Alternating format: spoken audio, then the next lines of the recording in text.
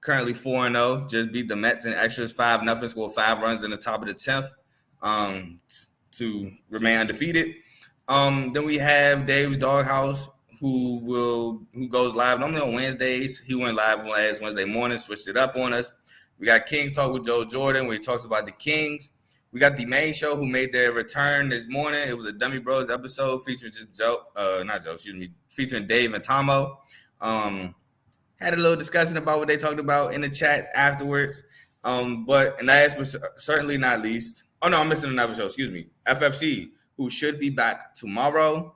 Probably talking pre-draft, maybe talking a little bit of some other stuff in the offseason. But last but not least, we have In the Red Corner, who goes live every other Sunday. That's featuring Ty, Ricky, and Fast Camp. So just be on the lookout for all those shows. If you like what you're listening to, stick with us. But let's get into the tourney. So the tourney featured the Sweet 16 and the Elite 8 this past week. We had the Sweet 16 Thursday and Friday. We had Alabama and North Carolina, which was a barn burner of a game. But before that, we did have Arizona and Clemson. So I can't skip past that. We did have Arizona and Clemson. Caleb Love shot terribly from the floor, specifically from the 3 where he went 0 for 9. He shot a couple jack shots, but that's Caleb Love. That's what you're going to get with Caleb Love. He missed a couple open ones too, but this is what I say about Caleb Love. A lot of people gave Caleb Love a lot of flack in the Arizona game, and rightfully so. Rightfully so. I'm not taking none of the blame away from him. But it did look like that he let Javion Bradley do his thing when he was the high hand late game. He didn't try to take the ball out of his hands. He let Javion Bradley do his thing. It's just Clemson. Every time Arizona made a run, Clemson responded, whether it was PJ, whether it was Ian Shefflin, whether it was Chase Hunter. They had a response for every punch that Arizona had. And including when Omar Bello down low looked unstoppable. Clemson had an answer for everything Arizona gave them. Like I said, we had Alabama and North Carolina, which Bama was cooking from 3. I noticed it. I said it early. Bama was cooking from 3. Mark Sears was hot. Rylan Griffin was hot. They were just cooking from 3. Grant Nelson cooked in the second half. I think he had foul trouble. Or I might be remembering. Actually, I'm sorry. I'm remembering Alabama Clemson where he had foul trouble in the first half. But Grant Nelson was cooking. But so was North Carolina. I believe Cormac Ryan was cooking from 3. I think Harrison Ingram had a pretty decent game. RJ Davis shot it poor from 3, 0-9. Same as Caleb Love. But North Carolina, they had it going too. It's just late game. Grant Nelson was just a force to be reckoned with. RJ Davis was able to go to the line late game to keep Carolina up. But a couple bad plays, including a terrible 3 by Jalen Withers. I don't know what he was thinking on that 3. Then Grant Nelson goes down to hit an and 1. I believe Baycott gets a layup down 4 to cut it to 2. Bama misses. RJ Davis comes down. I think he tries to get a layup, but Grant Nelson blocks it. I think that leads to a shot clock violation. A couple seconds later, Alabama hangs on to upset North Carolina in the Sweet 16. I honestly hats off to both teams. It was just an offensive battle. I don't think North Carolina had that same defensive intensity that they showed in the earlier rounds, like against MSU when after MSU went on a run when we was up 12, they defensively they just locked in. Also, I do want to say this. Elliot Cadeau and Seth Trimble, I think, barely played in the second half. I know Cadeau barely played. I don't remember Seth Trimble being out there as well. And Seth Trimble is their best perimeter defender. So that was kind of questionable. Cadeau hit a couple threes. Seth Trimble actually went 2 for 2 for 3 too. That shocked me as well. But shout out Nate Oates. Let's see. Shout out my boy Tony in the comments. He said they started acting like the Tar Heels. Hey, go ahead, bro. I don't know about that. It's just art.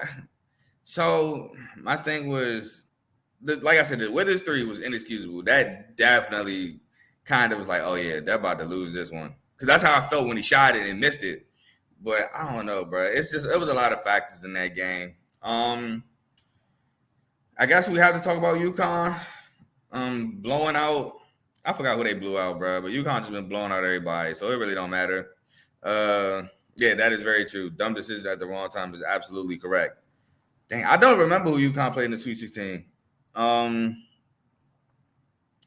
feel like it really don't matter. I think it was a blowout anyway, but I mean, I gotta give them their shine. So let me go back real quick. They played San Diego State. I came on here and told y'all that was gonna be a blowout. I know it was a championship rematch. Knew that was gonna be a blowout. They won by 30. They won by 30, so nothing much there.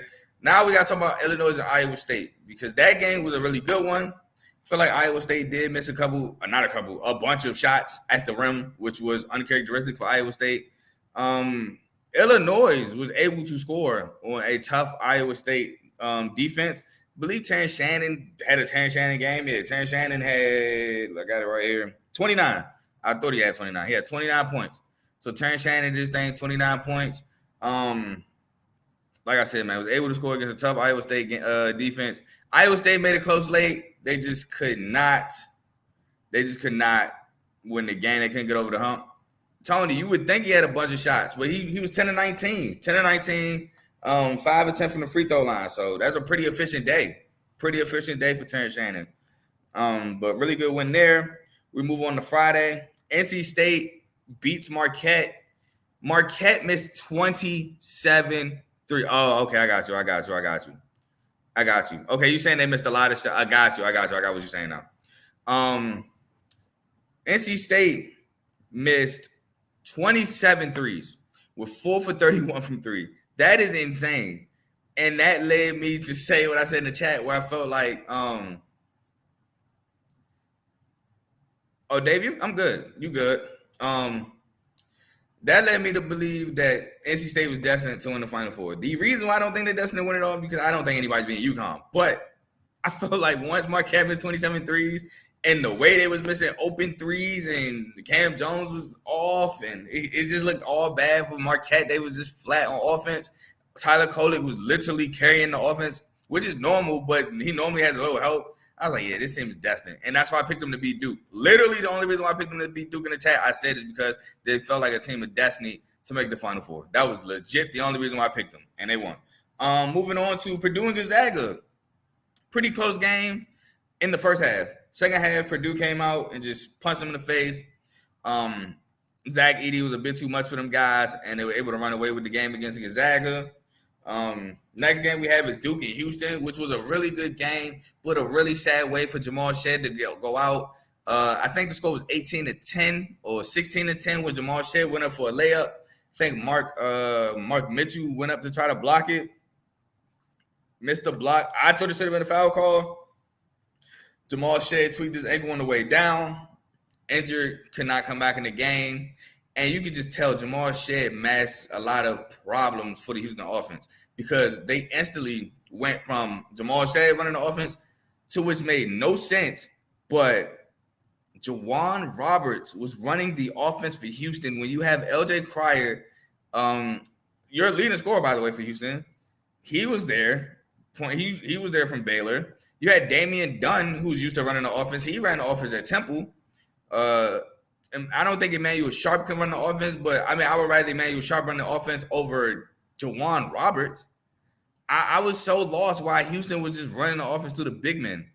And you could tell that just made Houston offense so stagnant. Defensively, they were there. Still the same defensively, just offensively just looked bad. And that's what lost them the game. I think Jared McCain had a really good game against Houston too. Yeah, exactly. I don't think Kelvin Sampson recovered from that injury as well, bro. I honestly, I was like, I don't know what Kelvin Sampson was thinking. But Emmanuel Sharp had a good look at the end of the game to win it. Missed it. It is what it is. Hats off to Duke for winning.